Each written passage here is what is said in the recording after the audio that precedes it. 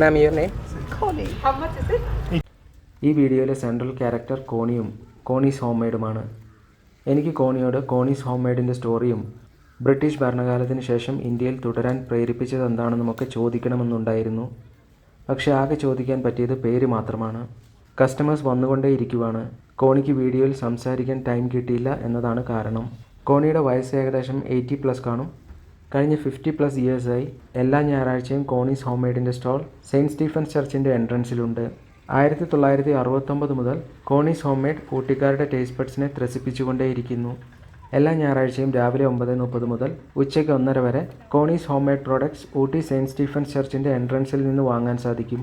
Pickles, jams, burgers, പല variety muffins, chicken puffs, vegetable puffs, beef puffs ഇതെല്ലാം ഇവിടുന്ന് വാങ്ങാം. പഫ്സും കോക്കനട്ട് റൈസ് പ്ലസ് ചിക്കൻ കറിയും ഒഴിച്ച് ബാക്കിയെല്ലാം ഞാനിവിടെ എത്തിയപ്പോഴേക്കും തീർന്നു.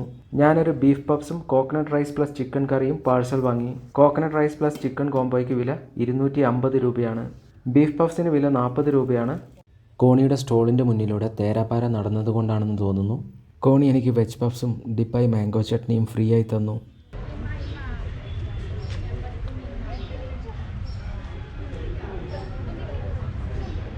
വെജ് പഫ്സ് സൂപ്പറാണ്. നല്ല അടിപൊളി ഫില്ലിങ്സ് ഉണ്ട് അതിൻ്റെ അകത്ത്. ഇഷ്ടംപോലെ വെജിറ്റബിൾസ് ഉണ്ട്. ക്യാരറ്റ്, ഗ്രീൻ പീസ്, അങ്ങനെ കുറേ വെജിറ്റബിൾസ് ഉണ്ട്.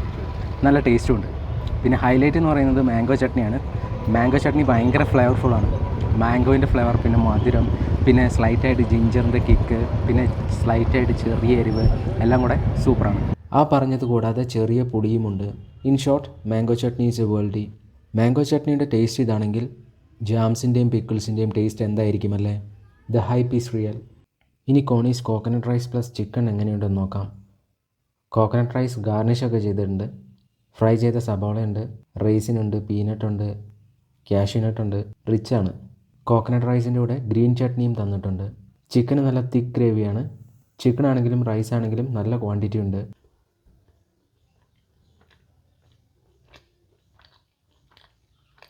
റൈസിൻ്റെ പേരിനെ ജസ്റ്റിഫൈ ചെയ്യുന്ന ഫ്ലേവറാണ് ഈ ഒരു റൈസിനുള്ളത്. കോക്കനട്ട് ഫ്ലേവറുള്ള റൈസാണ്.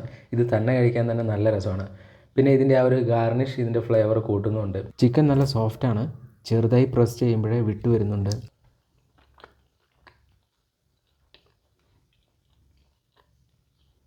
ചിക്കൻ പീസ് കഴിച്ചു കഴിഞ്ഞപ്പോഴാണ് എനിക്ക് ശരിക്കും ഉമാമി ഫ്ലേവർ എന്താണെന്ന് മനസ്സിലായത്. ചിക്കൻ നല്ല ആസ്വദിച്ച് കഴിച്ചു കഴിഞ്ഞിട്ടും അതിൻ്റെ ഫ്ലേവേഴ്സ് എല്ലാം എൻ്റെ ടേസ്റ്റ് ബഡ്സിൽ ഇപ്പോഴും ഉണ്ട്. അതിനാണല്ലോ ഉമാമി ഫ്ലേവർ എന്ന് പറയുന്നത്. ശരിക്കും പറഞ്ഞാൽ ചിക്കനിൽ ഈ ഒരു ഗ്രേവിൻ്റെ എല്ലാ മസാലയും അതുപോലെ എല്ലാ ഫ്ലേവേഴ്സും ഇൻഫ്യൂസ്ഡ് ആയിട്ടുണ്ട്. ചിക്കൻ ഭയങ്കര സോഫ്റ്റാണ്, ടെൻഡറാണ്, നല്ല രസമാണ് കഴിക്കാൻ. ഈ ഗ്രീൻ ചട്നി വരെ ഫ്ലേവർ പാക്ഡ് ആണ്. ഗ്രേവിയും റൈസും കൂടെ കഴിച്ചപ്പോൾ നല്ല അടിപൊളി ടേസ്റ്റാണ്. ഗ്രേവി നല്ല ക്രീമിയാണ്, കുറച്ച് സ്പൈസിയാണ്, പക്ഷേ നല്ല രസമാണ് കഴിക്കാൻ, നല്ല ടേസ്റ്റാണ്. കോക്കനട്ട് റൈസ് സൂപ്പറാണെങ്കിൽ ചിക്കൻ ഗ്രേവി സൂപ്പർ ഡൂപ്പറാണ്. ഈ ഒരു കോമ്പിനേഷൻ സൂപ്പർ ഹിറ്റാണ്. അത്രേ എനിക്ക് പറയാനുള്ളൂ.